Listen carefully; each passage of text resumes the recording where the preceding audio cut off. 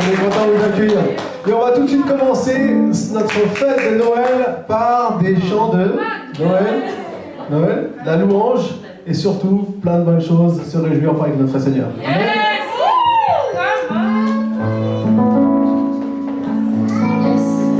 Je vais tous vous inviter à vous lever parce qu'on va adorer le Seigneur et passer un super moment. Et je compte sur vous, bien évidemment, pour vous donner de la voix, pour élever vos voix, pour glorifier notre magnifique Dieu qui s'appelle Jésus. Yes.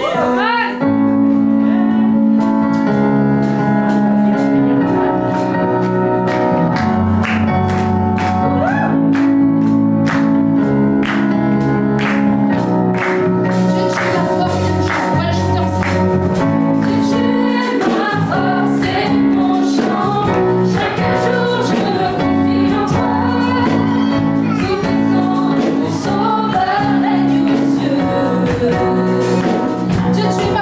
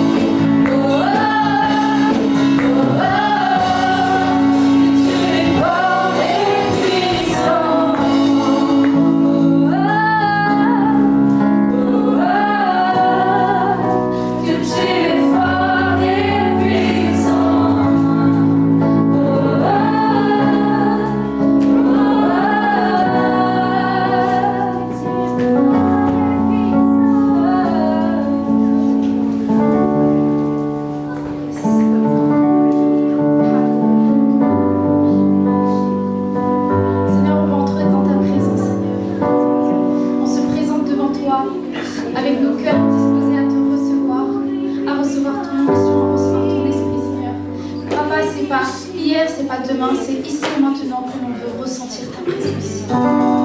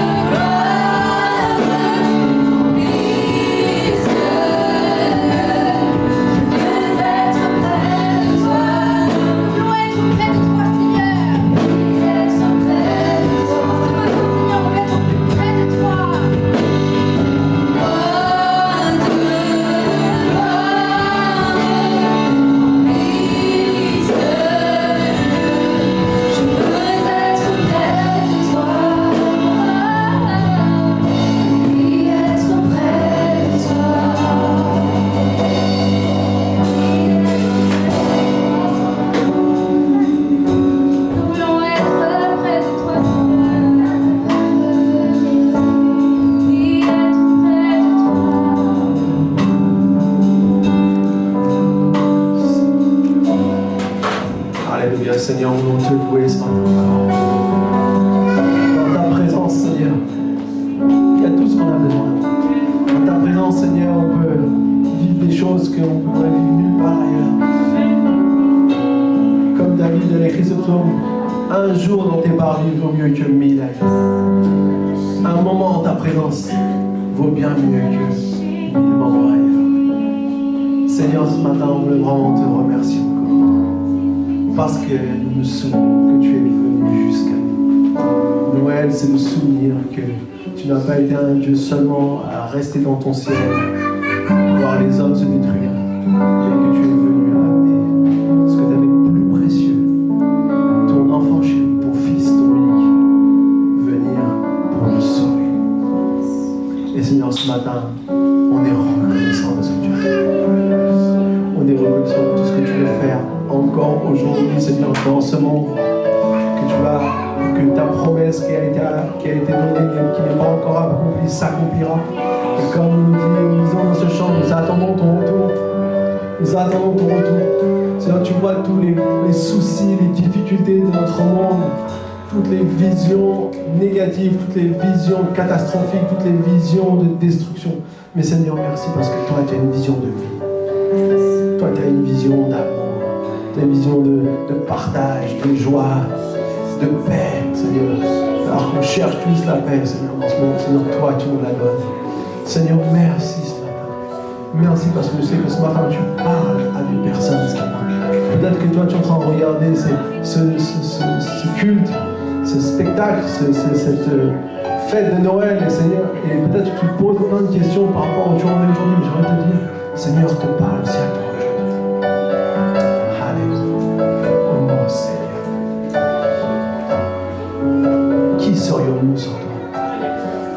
On ne veut pas être des personnes qui venons faire semblant, mais on veut savoir que tu es la vérité, que tu vis dans nos cœurs. Tu es vivant au milieu de nous. Merci parce qu'on peut sentir ça dans ta présence.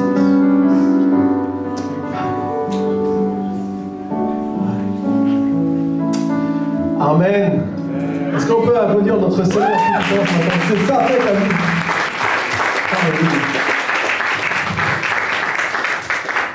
J'aimerais donc maintenant faire quelques petites annonces avant de passer à la suite de notre programme.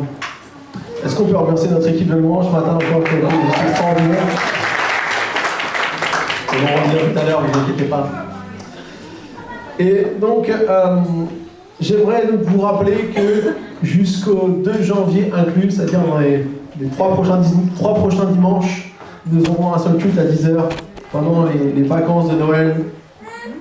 On remercie aussi, vous savez, dimanche après dimanche, il y a des personnes qui viennent ici travailler pour qu'on puisse mettre en place toutes ces choses, qu'on puisse avoir toutes ces techniques, on va recevoir tout le programme parmi les enfants, qu'on puisse avoir plein de choses, l'accueil partout, les décorations, on s'est encore travaillé hier tardivement. Donc j'aimerais qu'on puisse remercier aussi tous ceux qui servent bénévolement ici ce matin. Et on veut aussi prendre du bon repos pendant ces fêtes de Noël, donc en faisant un seul culte.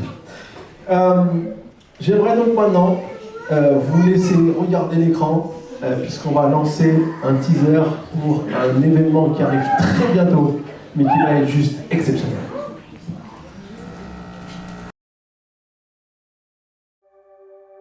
Le temps ne peut pas guérir toutes les blessures. Aucun d'entre nous n'est sans tache. Nous nous sommes blessés les uns les autres. Nous avons blessé des personnes et d'autres nous ont blessés. Vous avez certainement déjà entendu l'expression « les blessures guérissent avec le temps ». Eh bien non, ce n'est malheureusement pas vrai. Nous portons parfois en nous des blessures très anciennes, datant de 30 ou 40 ans pour certains. Pourtant, le premier pas est à notre portée. Comment s'en défaire? Où trouver de l'aide? Comment se reconstruire? Comment Dieu peut guérir ma vie? À vrai dire, le temps aggrave souvent les choses. Le temps ne fait qu'amplifier le problème si l'on ne s'y attaque pas. Ces blessures que nous mettons de côté pendant toutes ces années suppurent, s'étendent et affectent profondément nos relations. Sans soin, ces meurtrissures pèsent de plus en plus lourdement sur nos vies et nous laissent désemparés. Le changement est possible. Aucune plaie n'est trop profonde pour être soignée. Aucun péché n'est trop grave pour être pardonné. Aucune montagne n'est trop élevée pour être surmontée. Certes, le temps ne peut pas guérir toutes les blessures, mais l'amour de Dieu, la vérité, la grâce et le pardon le peuvent.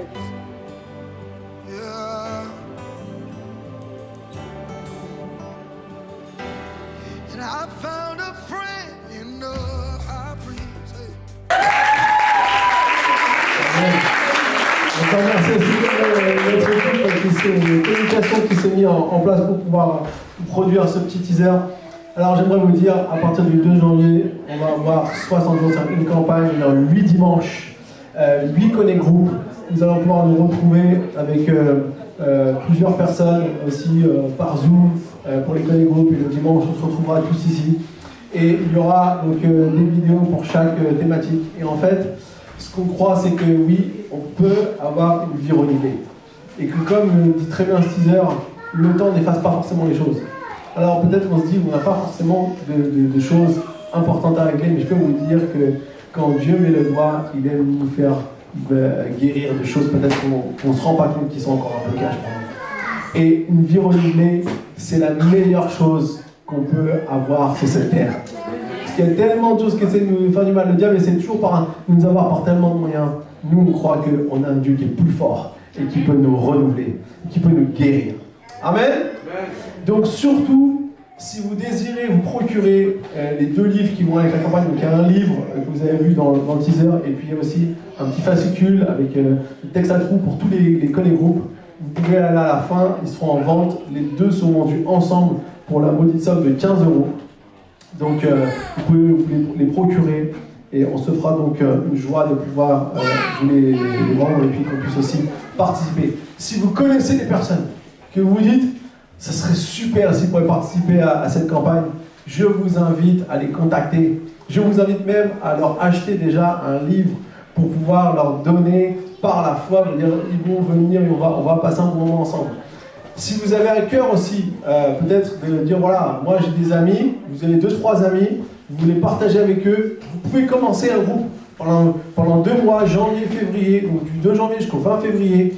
Eh bien, vous pouvez lancer votre groupe, on vous donnera tout le matériel nécessaire, on vous accompagnera pour pouvoir commencer votre groupe. Et si vous voulez faire ça, soit en famille, soit avec des amis, soit avec des collègues de travail, le midi, entre midi et 2, c'est possible, il y a plein d'opportunités. L'important, c'est que le message puisse toucher les cœurs qui ont besoin.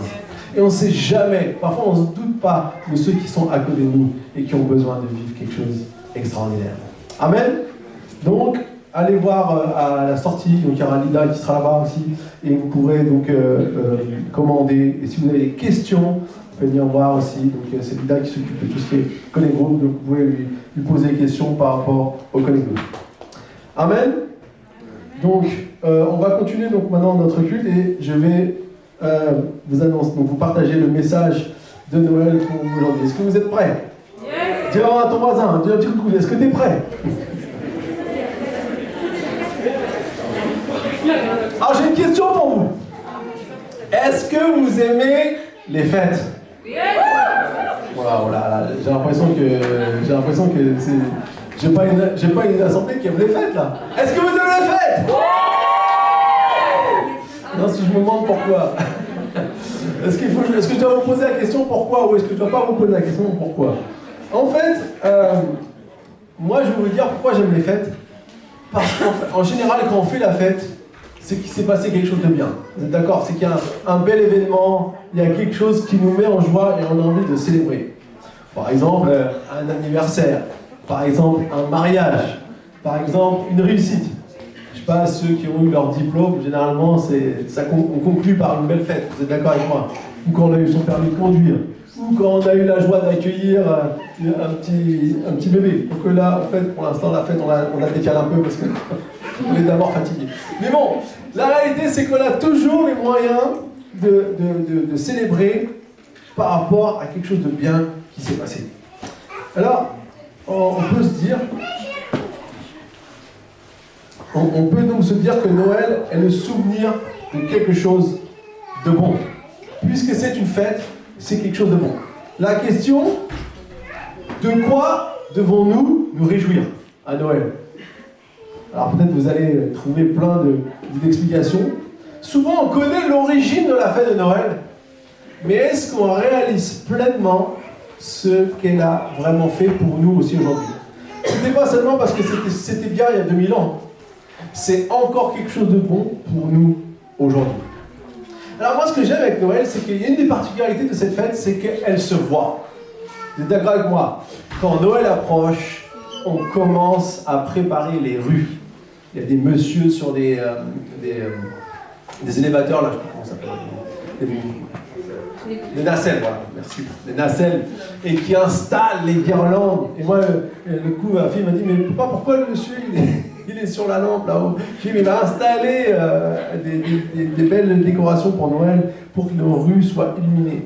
On va tous accueillir le magnifique sapin et on va décorer le sapin pour que la maison soit embellie. Et puis, petit à petit, les cadeaux vont affluer au pied du sapin. Et quelque part, on veut témoigner l'affection qu'on a pour nos proches, ceux que nous aimons. Alors, c'est bien tout ça, mais pourquoi cette effervescence générale? Qu'est-ce qui fait que on est comme une période, je dirais entre guillemets, un peu euphorique? Alors c'est moins euphorique quand on est dans les magasins, mais quand même, on sent qu'il y a quelque chose qui est en train de se passer. Ce matin, j'aimerais vous poser la question, que annonce Noël pour toi? Qu'est-ce que Noël annonce? Qu'est-ce qu'on veut te dire pour toi au travers de la fête de Noël? Pour cela, en fait, je suis parti explorer ceux qui ont reçu la première annonce. Et j'aimerais en déduire quelques pensées pour nous aujourd'hui sur ce qui a été annoncé il y a 2000 ans, comment ça a aussi pour nous un impact dans notre vie. Premièrement, vous savez, la première personne qui a vraiment été mis au courant du projet de Dieu pour Noël, est-ce que vous savez? Non, les rois mages peut-être, on ne sait pas quand ils ont été prévenus, mais en tout cas, dans la Bible, c'est Marie. Forcément, c'est quand même elle qui va faire un des plus gros travaux. Donc en tout cas, bon, il y avait déjà une préparation avec Jean-Baptiste, mais par rapport à la naissance de Jésus, qui est vraiment le symbole de Noël, c'est Marie qui va recevoir l'annonce donc de l'ange Gabriel. Donc c'est ce qu'on lit dans Luc chapitre 1, versets 26 à 38. Le 6e mois, l'ange Gabriel fut envoyé par Dieu dans une ville de Galilée, appelée Nazareth, chez une vierge fiancée à un homme de la famille de David, appelé Joseph.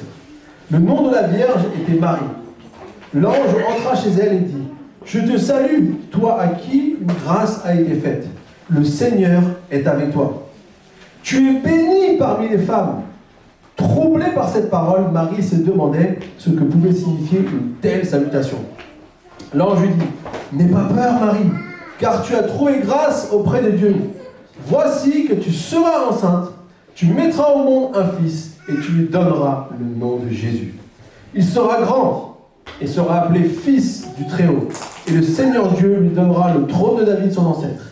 Il régnera sur la famille de Jacob éternellement, son règne n'aura pas de fin. » Marie dit à l'ange, « Comment cela se fera-t-il, puisque je n'ai pas de relation avec un homme ?»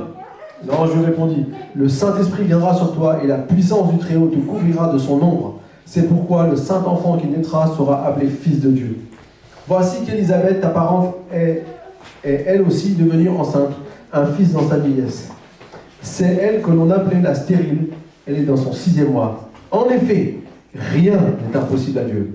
Marie dit, « Je suis la servante du Seigneur, que ta parole s'accomplisse pour moi. » Et l'ange la quitta. Amen.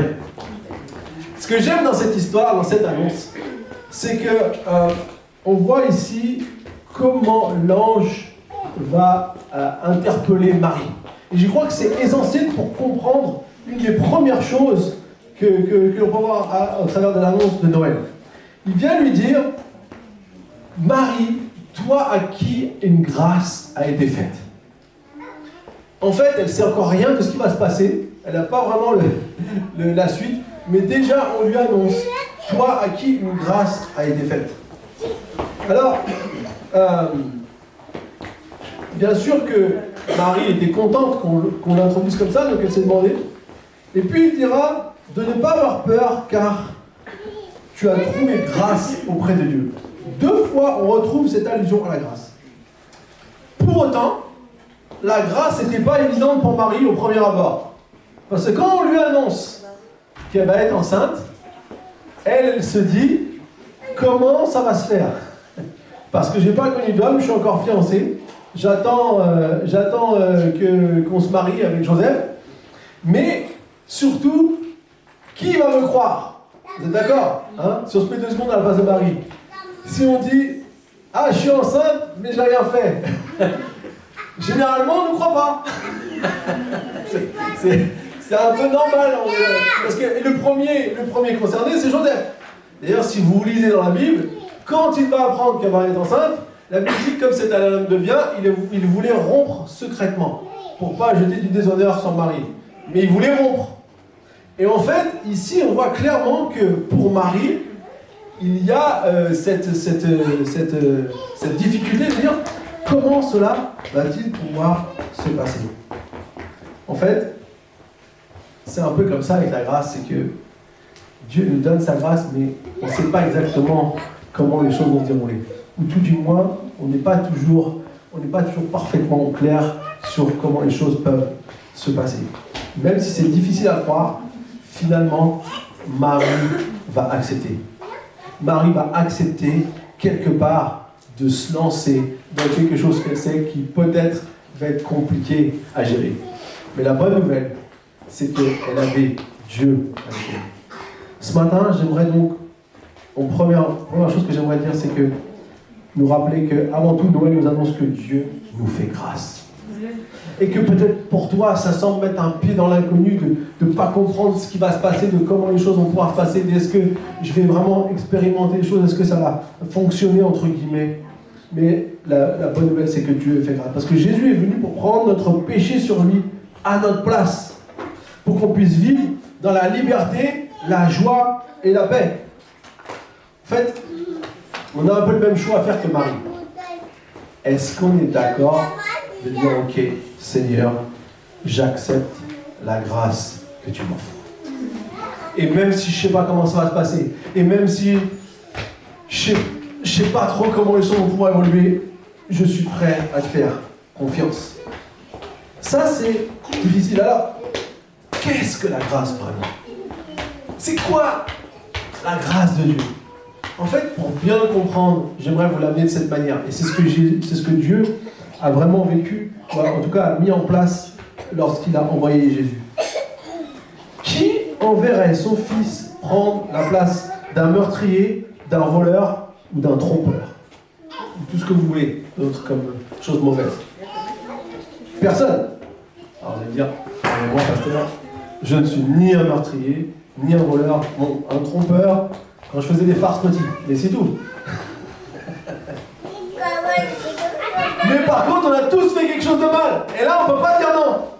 Hein, vous êtes d'accord avec moi? On ne peut pas dire non. Même moi. Et on en fait encore. Aïe. Mais la bonne nouvelle, c'est que malgré tout ça, Dieu il a eu envie d'envoyer son fils pour faire une œuvre incroyable en venant mourir à la place de toutes les choses mauvaises, de prendre sur lui toutes les choses mauvaises que nous on a fait. Et quelque part, Dieu, il a envoyé son fils, son unique, voilà, celui qui a le plus cher. Ça, les amis, c'est ça la grâce. C'est pour ça qu'à chaque fois que quelque chose nous accuse, ou que quelque chose est en nous, nous dit que toi, tu ne mérites pas, toi, de toute façon, tu es nul, toi, de toute façon, tu as fait ci, toi, tu as fait ça, on ne se rend pas compte de ce que ça a coûté à Dieu et de comment il a désiré venir nous sauver. Il a désiré venir nous faire grâce. C'était pas un bon matin, il dit bon bah tiens je vais envoyer Jésus parce que ça marche pas en bas, là je vais faire un truc. Non, ça lui a coûté de voir, imaginez-vous, un regard de père, moi je suis un père, voir son enfant souffrir à la croix. Vous pensez que c'était plaisant pour Dieu? Vous pensez que c'est facile pour lui? Non, mais il l'a fait parce qu'il a un tel amour qu'il est venu pour nous. Alors tout comme l'ange a dit à Marie, n'aie pas peur, tu as trouvé grâce auprès de Dieu. La réponse à cette invitation, c'est ce qui fera la différence. Parce que comme Marie, tu es prêt à accepter de faire un pas dans l'inconnu. Sachant une chose très importante. En effet, rien n'est impossible. Si tu penses que ton problème est trop grand, ou ta condition inchangeable, souvent parce que tu as déjà essayé encore et encore de surmonter ton problème, sans résultat positif, eh bien, j'aimerais te rappeler aujourd'hui, en cette période de Noël, que tu as trouvé grâce auprès de Dieu. C'est lui qui est venu porter ton problème et ta faiblesse, pour que tu puisses trouver la liberté, la joie et la paix. Que tu ne vives plus sous la culpabilité, mais qu'en faisant le choix de te repentir et d'accepter cette grâce, tu puisses vivre d'une nouvelle manière. J'aime ce verset qui dit, si quelqu'un est en Christ, les choses anciennes sont passées, et voici, toutes choses sont devenues nouvelles. Ce matin, il y a une opportunité pour faire toutes choses nouvelles encore. Vous savez, c'est pas en Christ une fois, puis d'un seul coup, c'est devenu nouveau, et puis on reprend un peu les trucs anciens et c'est reparti. Non, c'est à chaque fois qu'on vient devant Jésus, il y a cette capacité à faire que les choses soient passées, soient anciennes, et que maintenant des choses nouvelles viennent vers toi. C'est ça que dit ce verset. C'est encore et encore et encore. Alors avant de continuer, j'aimerais qu'on puisse regarder une petite vidéo.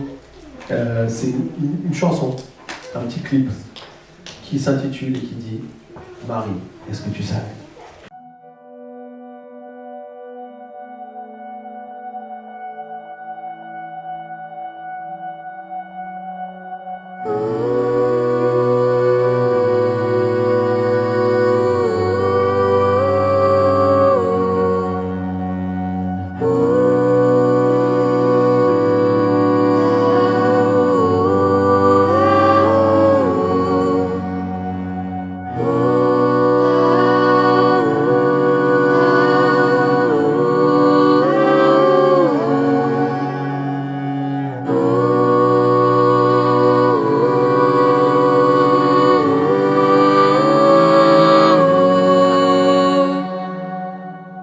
Est-ce que tu savais que ton nouveau-né allait marcher sur les eaux?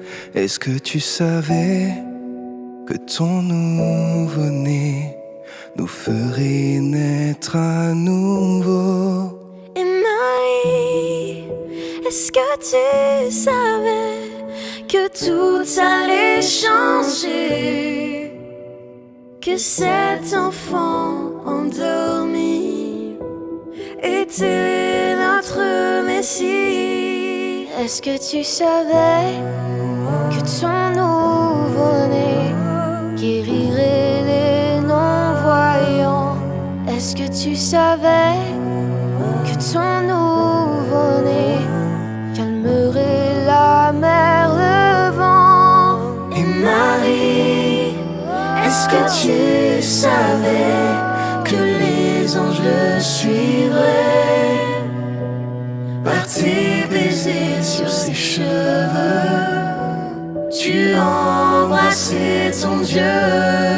Marie, savais-tu? Marie, savais-tu? Marie, savais-tu? Marie, savais-tu? Marie, savais-tu? Marie, savais-tu? Marie, savais-tu?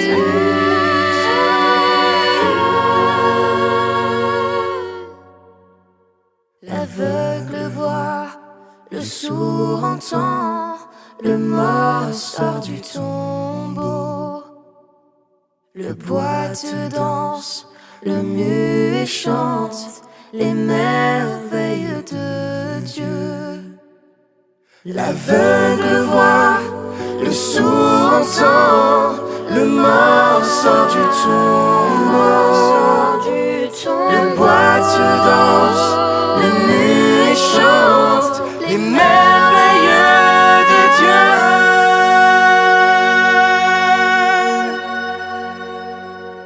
Est-ce que tu savais que ton nouveau-né est le Dieu de l'univers? Est-ce que tu savais ton nouveau-né allait régner sur la terre. Est-ce que tu savais? Amen. Alors cette merveilleuse chanson, reprise par le groupe History Maker de La Réunion. En tout cas, c'était, je pense qu'on parle par rapport au fait que Marie ne savait pas toutes ces choses, mais parce qu'elle a accepté, elle a vécu des choses incroyables. Et j'aimerais te dire aujourd'hui, peut-être que tu ne sais pas encore tout ce que Dieu a pour toi, mais si tu es prêt à accepter ce qu'il a fait pour toi, si tu es prêt à te lancer et à recevoir sa grâce, alors tu vas voir ce que Dieu va faire pour ta vie.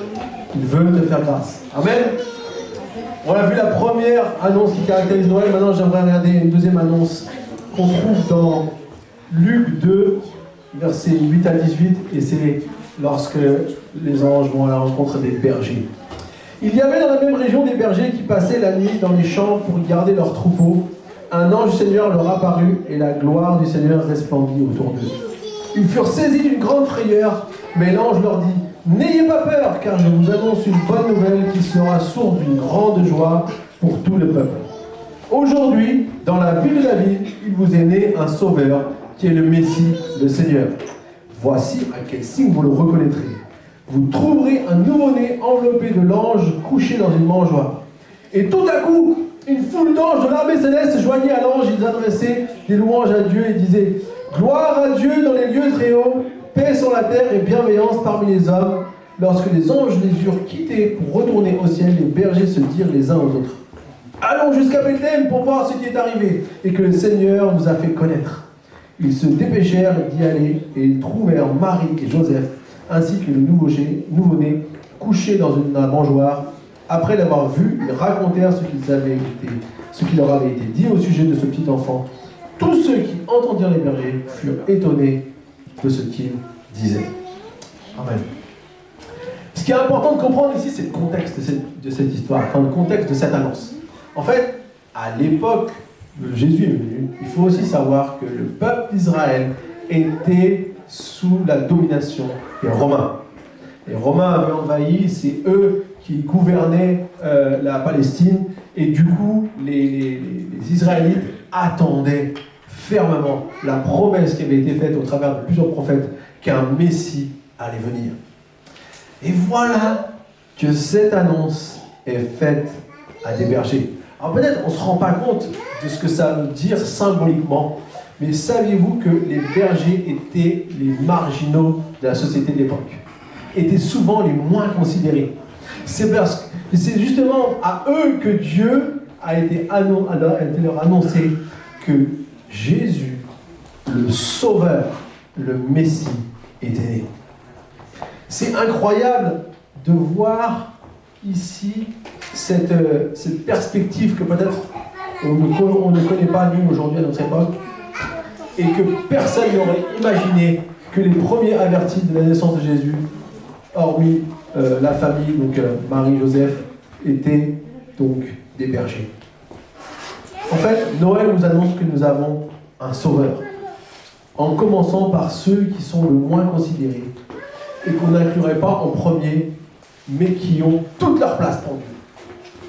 C'est un peu, aujourd'hui aussi, souvent on écarte des gens, ou des gens sont mis à l'écart de fait et pensent que peut-être ils ne valent rien, mais pour Dieu, ils ont toute leur place. Et ici, j'y vois une chose importante. C'est que le fait de savoir qu'on a un sauveur, ça nous amène un futur heureux. Vous êtes d'accord? Pour les gens de l'époque, comme je disais, c'était une saison difficile, une saison d'occupation. Peut-être qu'on a encore des personnes qui ont vécu il y a bien longtemps, même si maintenant, avec le temps passant, ils partent les uns après les autres. Mais en tout cas, on sait très bien que ceux que nous ont raconté nos grands-parents, nos arrière-grands-parents, que du temps d'occupation, c'est pas marrant. C'est difficile. Et donc, du coup, ici, quelque part, ils sont dans ce contexte, et là, on leur annonce qu'un Messie, un sauveur va venir. Donc, pour eux, c'est une annonce incroyable. Et ce qui est plus incroyable lorsque les bergers reçoivent cette annonce, c'est ce qui se passe au moment où les anges vont commencer à chanter dans le ciel. Alors là, franchement, les bergers, ils ont eu une faveur, c'est qu'ils ont vu la chorale du ciel. Qui aurait aimé voir la chorale du ciel? En tout cas, il y avait quelque chose d'extraordinaire qui s'est passé. Et dans ce chant qui chantait les anges, gloire à Dieu dans les lieux très hauts et paix sur la terre et bienveillance parmi les hommes. En fait, ici, on voit clairement que la gloire dans les lieux très hauts est maintenant venue sur la terre en amenant la paix et la bienveillance entre les hommes. Qu'est-ce qu'on aimerait qu'il y ait la bienveillance entre les hommes tout le temps? Vous n'êtes pas d'accord avec moi? Ce ne serait pas un super monde à vivre où il n'y a plus personne qui se fait du mal.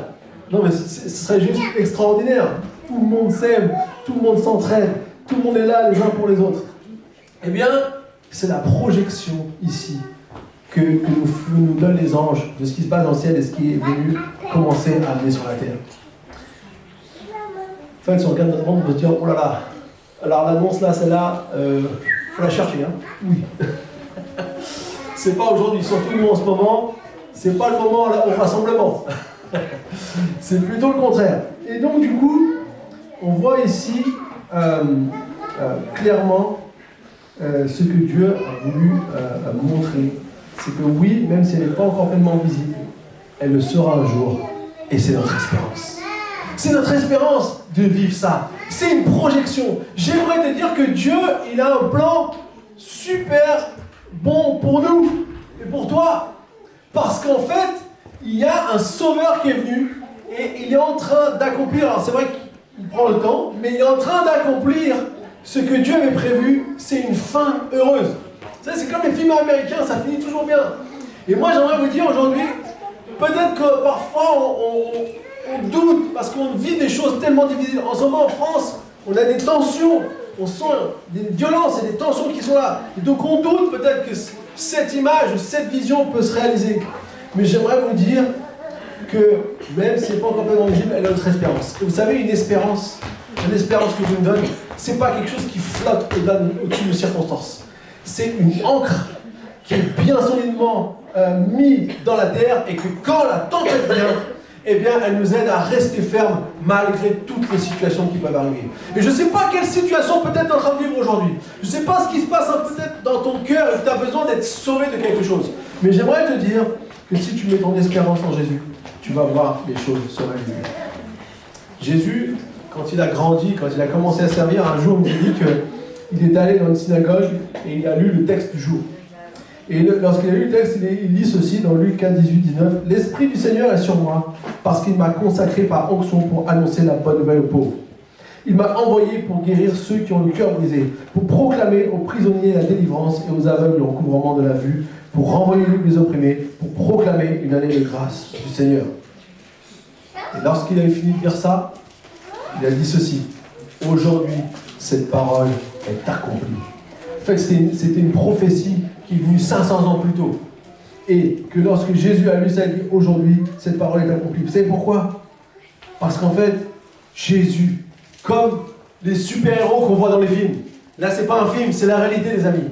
Il vient pour nous sauver. Et je suis sûr que si on passait là aujourd'hui, qu'on commençait à demander aux uns et aux autres des histoires de ce que Jésus a fait pour eux, on pourrait entendre des histoires dignes de super-héros.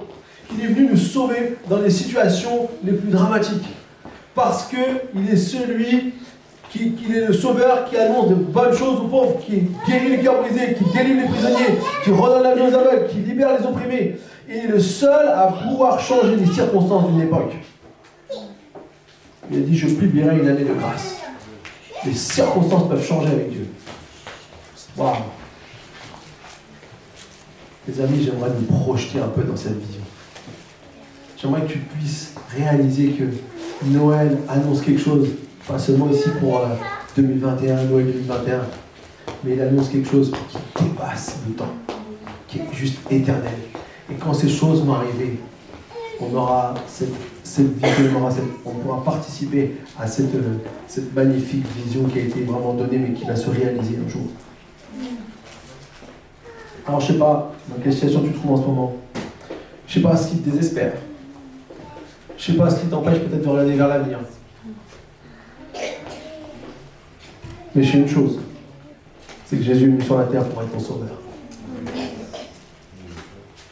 Et ce n'est pas un titre, c'est une réalité qui peut prendre place dans ta vie aujourd'hui. Parce que comme il l'a lu à l'époque, lorsqu'il a lu ça dans la synagogue, ce qu'il a lu là, il l'a accompli derrière. Il dit, cette parole est accomplie derrière. Tout ce qu'il a lu a été manifesté concrètement auprès de personnes qui avaient leur réalité changée.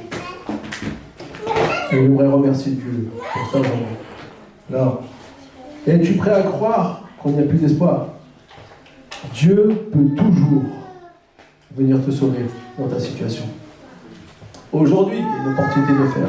Alors saisis-la. Saisis-la. Dernière annonce. C'est l'annonce, on pourrait dire, des mages. En fait, ce qui est incroyable, c'est que les mages étaient complètement déconnectés de ce qui se passait en fait en Israël, et même clairement du peuple d'Israël, ils n'avaient rien à voir avec eux. On va voir ça dans un instant.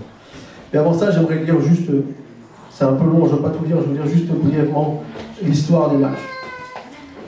Les mages, en fait, on lit ça dans Matthieu chapitre 2, verset 1.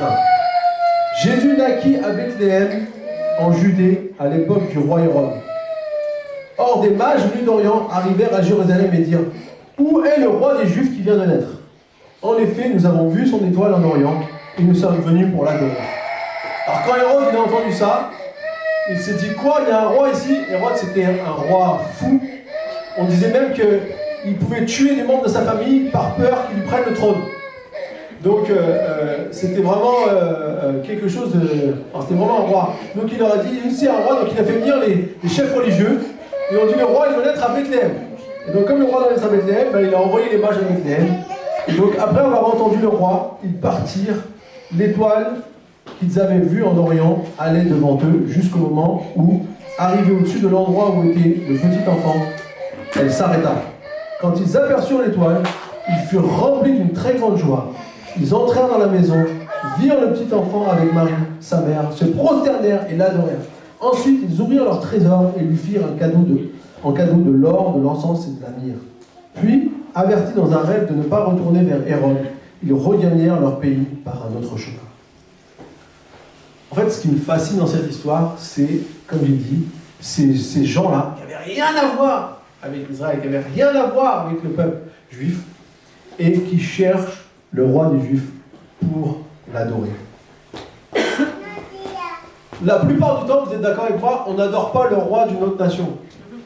Déjà, si on adore son roi, enfin nous on n'en a plus, amen, mais à l'époque, il n'y avait pas intérêt d'aller adorer le roi d'Angleterre, il fallait mieux adorer le roi de France si on voulait être tranquille dans son vivant en France. Hein, vous êtes d'accord avec moi? Alors, sauf si le roi d'Angleterre arrive avec son armée, là peut-être faire une petite courbette, mais bon, la réalité c'est plutôt ça. Donc, en fait, ce qui me fascine, c'est pourquoi ces hommes-là, ils ont cette mission. D'où leur est venue cette mission d'aller adorer le roi. Et puis, ils n'ont pas fait les choses à moitié. Ils sont venus avec des cadeaux de très très grande valeur. Je ne sais plus exactement le montant que c'était, mais je sais que c'est une très très grosse somme d'argent, c'est des cadeaux exceptionnels. Et en fait, en faisant ça, ils veulent démontrer un grand respect en offrant des cadeaux de grande valeur. Mais pour ça, ils vont suivre une étoile de là où ils étaient jusqu'en Israël. Alors on pense, les rois, alors les noms qui ont été donnés, alors là, je mettrai des guillemets, on n'est pas du tout sûr dans le nom. La Bible ne parle pas de leur nom. Après, il y a eu des recherches. Ça pourrait être Melchior, Balthazar, mais c'est pas ça qui est important. Ce qui est important, c'est qu'on pense, on est presque sûr qu'ils sont venus de Perse. Donc en gros, aujourd'hui, d'Iran en Palestine. Et ils ont fait tout ce chemin en suivant cette étoile. Ça, c'est un surprenant, et que finalement, cette étoile les a conduits jusqu'à Jésus. Alors, à un moment donné, ils ont cru savoir, donc ils sont partis à Jérusalem parce qu'ils se sont dit, si c'est les Juifs, c'est la capitale, c'est Jérusalem, on va aller là-bas. Et non, en fait, Jésus est né à Bethléem, la prophétie était sur Bethléem, d'ailleurs, c'est ce que leur ont dit les chefs religieux de l'époque. Et donc, du coup, ils sont arrivés en suivant l'étoile jusqu'à là où était Jésus. Alors, le contraste saisissant que j'aimerais relever ici, c'est le suivant. Jésus, il est dans une mangeoire d'une étable. Le grand roi à qui on fait des cadeaux qui valent des millions, pour le traduire en ce qu'on comprend nous, il est dans la mangeoire d'une étable. C'est juste incroyable. Des gens venus de très loin, qui n'ont aucun rapport avec le peuple d'Israël, vont venir faire des présents. Et Jésus, lui, il est dans un endroit qui n'est pas digne d'un roi. En fait, la pensée que j'aimerais relever ici, c'est que Noël, elle nous annonce un roi. Mais pas n'importe quel roi. Pas les rois que nous on connaît, qu'on a l'habitude de connaître. En fait, un roi qui attire des hommes venus de loin, qui témoigne de propre respect, mais également un roi qui n'est pas la trempe de tous ceux qui existent à son époque, qui n'ont jamais existé. C'est un roi en fait qui n'a pas besoin de montrer sa force pour qu'on la lui reconnaisse. Il est un roi bien différent des autres. Son but est de nous guider et de nous amener dans son royaume, dont les codes sont complètement à l'opposé des êtres humains. On n'est pas en train de rechercher la grandeur, on n'est pas en train de montrer sa force, au contraire, on est un roi qui veut simplement nous montrer qu'il, même dans la simplicité, il est là pour nous. Il ne veut pas nous forcer à faire ce qu'il veut que nous fassions, il est venu pour faire pour nous ce que nous étions incapables de faire. Ça, c'est le genre de roi qu'on accueille à Noël. C'est pas un roi qui va t'imposer des impôts, de lourds tributs à payer, des choses comme si pour montrer qu'il a une force qui est au-dessus des autres. Vous savez, tous les dirigeants du monde aujourd'hui, même si on n'a plus les rois, on a encore, entre guillemets, des genres de rois, puisque on veut montrer sa force, on veut montrer sa puissance, soit par son arsenal militaire, soit par ses capacités financières, soit par plein de choses, Et quelque part, aujourd'hui, le monde est encore comme ça. Mais Jésus, c'est un roi différent. Il est venu faire ce que nous n'étions pas capables de faire. Il est venu prendre la plus petite des places pour nous guider dans son royaume. En fait, le prophète Ésaïe avait prophétisé sur Jésus. Et je vais clôturer avec ça.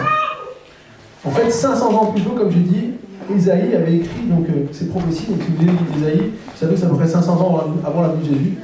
Il dira dans Ésaïe 9, verset 5, « En effet, un enfant nous est né, un fils nous a été donné, et la souveraineté reposera sur son épaule. On l'appellera merveilleux conseiller, Dieu puissant, Père éternel, prince de la paix. Étendre la souveraineté, donner une paix sans fin au trône de David et à son royaume, l'affermir et le soutenir par le droit et par la justice, dès maintenant et pour toujours. Voilà ce que fera le zèle de l'Éternel, le maître de l'univers. » Comprenez bien ici nous, on n'a plus voulu des rois à la Révolution française parce qu'ils étaient malveillants. Ils profitaient de tout le peuple, et le peuple vivait dans la misère. Donc le peuple s'est rebellé. Mais ici, on a un roi différent. En fait, il annonce qu'il amène la paix en pratiquant le droit et la justice. Nous, on veut la justice. On cherche la justice. Tous les jours dans le pays, on entend des choses qui se passent et on veut que justice soit faite. On veut que tout le monde puisse avoir des droits. Et quelque part ici, c'est la promesse de Dieu pour nous. C'est la promesse, la souveraineté reposera sur son épaule, mais lui sera un merveilleux conseiller. Un Dieu puissant, un Père éternel. Cette dimension-là, le prince de la paix, c'est lui qui va amener la paix. Il aura une paix sans fin au trône de la vie. Waouh! C'est pour ça qu'on fête Noël, les amis. C'est pour ça on célèbre Noël. C'est pas juste parce que quelque chose s'est passé, on veut se rappeler de ce qui s'est passé. C'est de l'impact que ça a pour nous encore aujourd'hui. Vous savez comment il fait, ce roi? Il veut nous guider. Il ne veut pas nous oppresser, nous forcer, nous contraindre, nous imposer. Il veut nous guider pour nous amener dans son royaume en pratiquant le droit et la justice. Et en amenant la paix, premièrement dans notre cœur, et aussi dans nos relations, et aussi dans notre pays, et aussi partout, parce que je crois qu'il a des choses à apporter. Et au final, il veut nous emmener dans l'endroit qui est le plus merveilleux qui soit. C'est sa promesse, qu'à son retour, il nous prendra avec lui, pour que là où il est, nous puissions être aussi avec lui. La Bible nous dit qu'il nous prépare une place. Il y a une dimension qu'on ne connaît pas, qu'on ne comprend pas sur cette terre parce qu'on n'est pas capable de la comprendre. Mais j'aimerais vous dire aujourd'hui, par la foi, on peut saisir qu'il y a quelque chose de plus que simplement ce qu'il y a dans ce monde, qui est tellement futile, C'est pourquoi on peut lui faire confiance et lui donner notre vie. Alors oui, j'aimerais revenir sur le fait que ces annonces, contrairement à celles qu'on entend en longueur de journée, nous annoncent de bonnes choses. Noël, c'est une bonne nouvelle. Noël, c'est une bonne nouvelle. C'est des choses qui sont passées. En effet, Dieu a envoyé son Fils pour nous faire grâce de toutes nos fautes, pour nous sauver de tout ce qui veut nous détruire et pour nous guider, pour que nous puissions vivre dans la paix et un jour découvrir la vie éternelle. C'est ça, c'est pour ça qu'on célèbre Noël. Alors, vous êtes d'accord avec moi? Ça vaut le coup de faire la fête. Non? Voilà, je me sens encore plus timide maintenant. Ça vaut le coup de faire la fête et bientôt 2000 ans plus tard, les amis, c'est toujours une réalité pour nous. J'aimerais qu'on puisse tous fermer les yeux maintenant, prier un instant.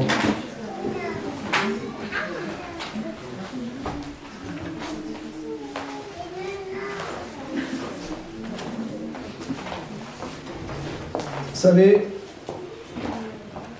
des moments comme ce qu'on vit ce matin, je crois aussi que c'est des opportunités. J'aimerais te dire simplement, avec tout l'amour et toute l'affection aussi de la part du Seigneur, peut-être qu'aujourd'hui, il y a un rendez-vous pour toi.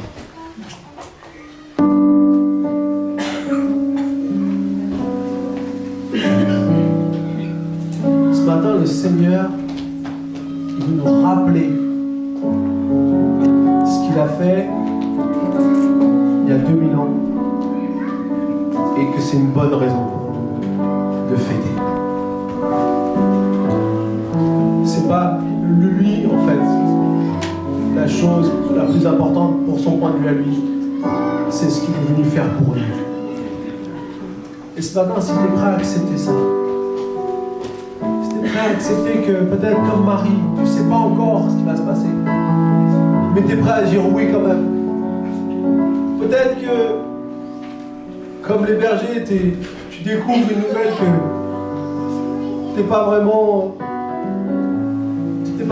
prêt à recevoir cette nouvelle, mais tu sais que quelque chose s'est passé et tu vas découvrir que c'est la vérité, comme on fait le pain.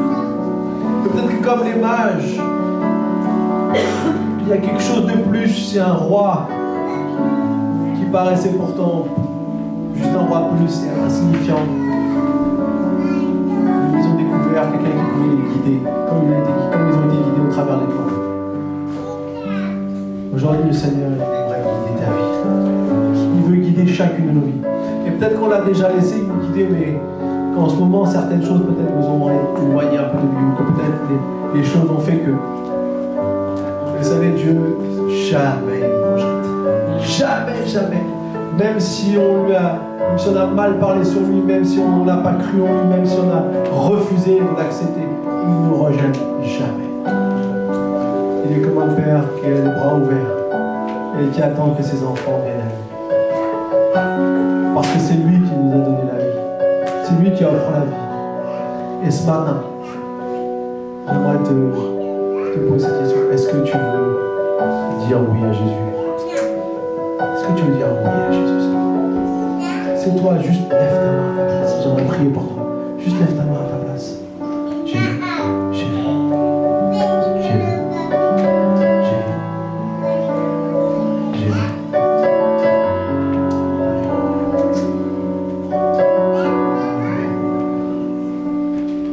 Seigneur, merci pour tous ceux qui t'ont dit oui ce matin.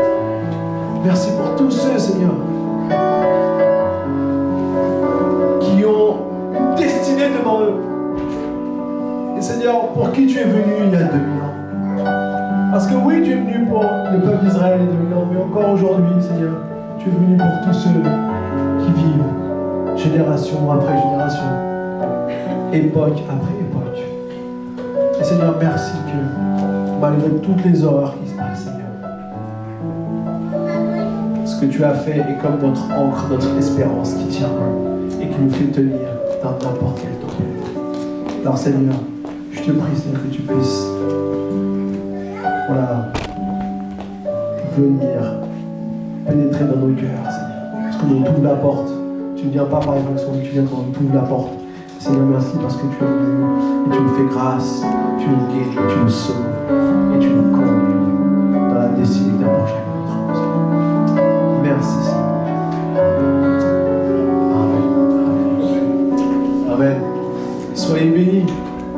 venez nous voir à la fin du culte si vous avez fait cette prière, comme ça on pourra aussi discuter avec vous, voir si vous voulez partager quelque chose, vous pouvez aussi remplir une carte, si vous êtes là pour la première fois, une carte connect pour qu'on puisse garder le contact avec vous. Voilà, je laisse la main maintenant à ma chère et tendre pour la suite du programme. Que Dieu vous bénisse.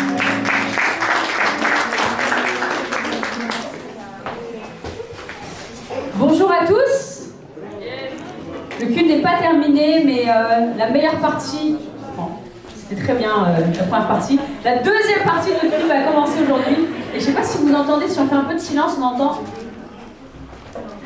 les enfants. On va leur ouvrir quand même parce que ils ont hâte.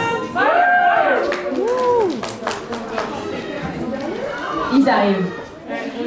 Alors pendant que nos enfants vont se préparer, j'aimerais vous dire à quel point je suis heureuse de voir autant de visages ce matin.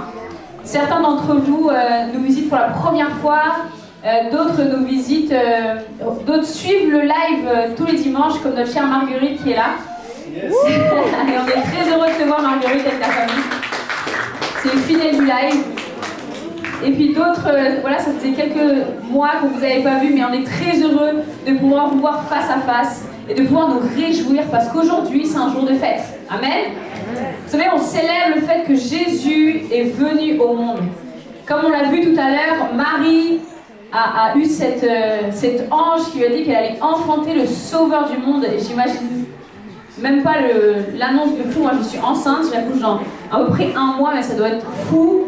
Déjà, je me dis que je porte une petite fille qui va être une guerrière et tout, mais se dire que l'on porte en soi le sauveur du monde, ça doit être incroyable. Et vous savez, ce qui est encore plus incroyable, c'est qu'aujourd'hui, nous portons aussi en nous le sauveur du monde. Amen. Et nous sommes cette lumière qui brille aujourd'hui dans le monde et qui peut être cette réponse pour beaucoup d'autres personnes qui ont besoin de voir Jésus aussi dans leur vie.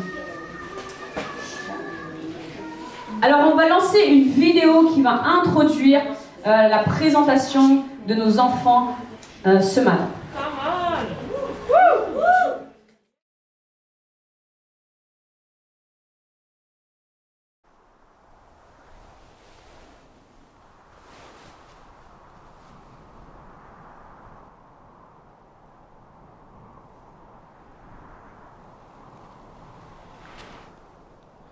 Je te salue, toi à qui une grâce a été faite. Le Seigneur est avec toi. Tu es bénie entre les femmes. Ne crains pas, Marie, car tu as trouvé grâce devant Dieu.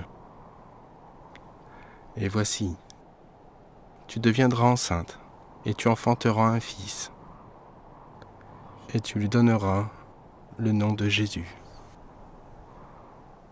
Il sera grand et sera appelé Fils du Très-Haut. Et le Seigneur Dieu lui donnera le trône de son père David. Il régnera sur la maison de Jacob éternellement, et son royaume n'aura point de fin.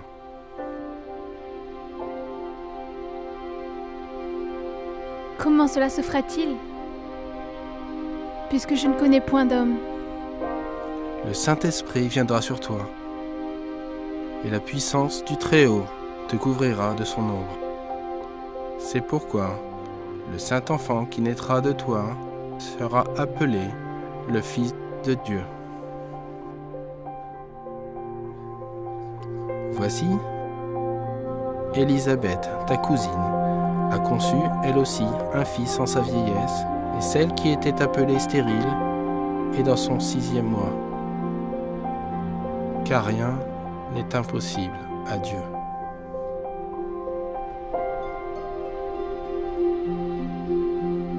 Voici, je suis la servante du Seigneur. Qu'il me soit fait selon ta parole.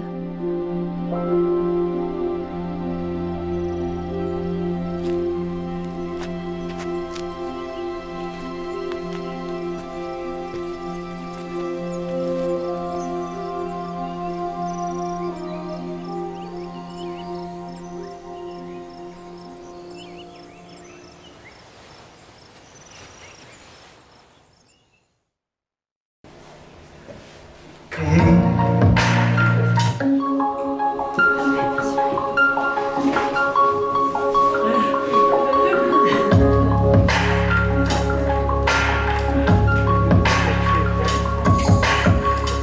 le Père a envoyé son Fils sur terre pour se faire en fille un homme et ses chair. Dieu le Père a choisi la Vierge Marie. Oui, le Père a envoyé son Fils sur terre. Dieu le Fils a choisi au Père d'obéir pour mon pardon. Il a dû mourir pour me laver de tous mes péchés. Jésus, ton sang a coulé. Oh mon Jésus, ton sang si précieux.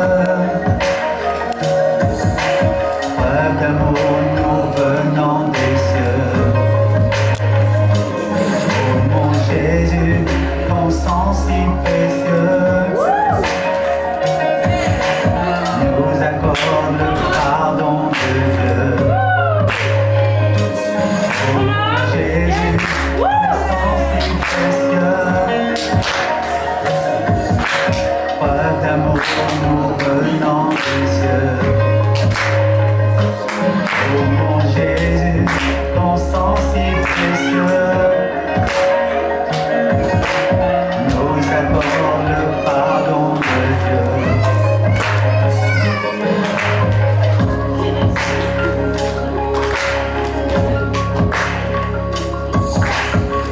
Dieu le Fils, fait habitant de la terre, créateur, dans un corps qui s'est blessé de chair, sans innocent, pour nos péchés. Le péché est dans le cœur de tous les vivants, ça nous ramène à l'époque du premier Adam.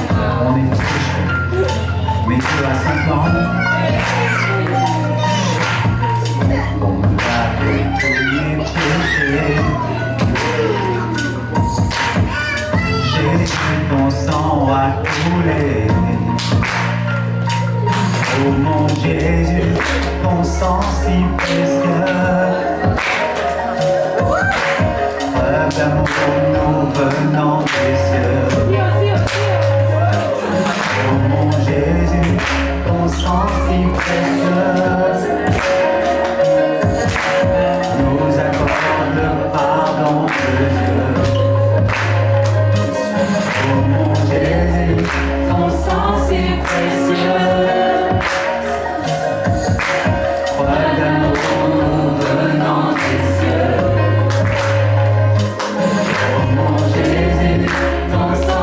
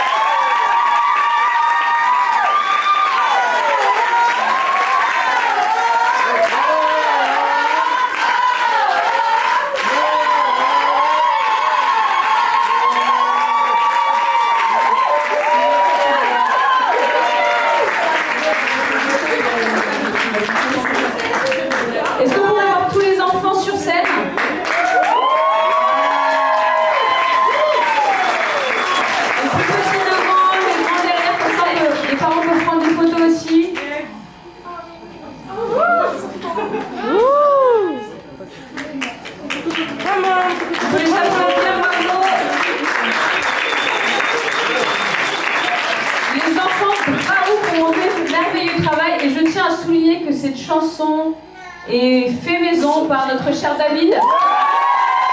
Il y a une chanson qu'on a préparée pour vous. Et toutes les personnes que vous voyez, notamment ici sur scène, ne sont pas tous des chanteurs. Il y a aussi des musiciens qui vont aussi chanter aujourd'hui. Et voilà, il y a pas mal de personnes qui sont en formation et qu'on va voir bientôt aussi pouvoir servir le dimanche matin parmi nous. Oui, ça filme. Parfait. Et je pense que... Est-ce que vous êtes prêts? Yes. Bon. Église, je vous demande de vous mettre debout. Est-ce que ça vous dit? Parce qu'on va chanter une chanson que c'est sûr que vous connaissez. Voilà. Je suis sûre et certaine que vous connaissez ces paroles. Et si vous ne les connaissez pas, elles vont s'afficher, vous pouvez chanter avec nous. Les enfants, il y a de la place devant si vous voulez, il y a des petites chaises. Venez, installez-vous. Et c'est parti.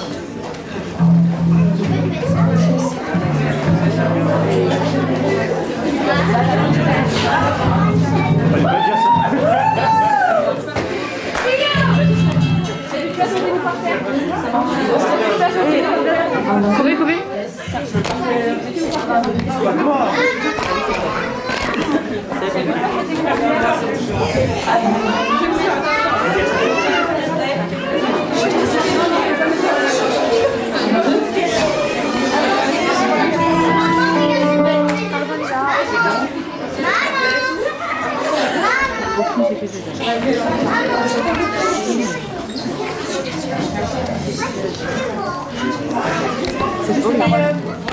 Et tu l'as rien?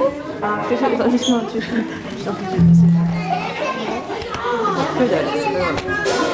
Je prie pour Pascal à la trompette, s'il vous plaît.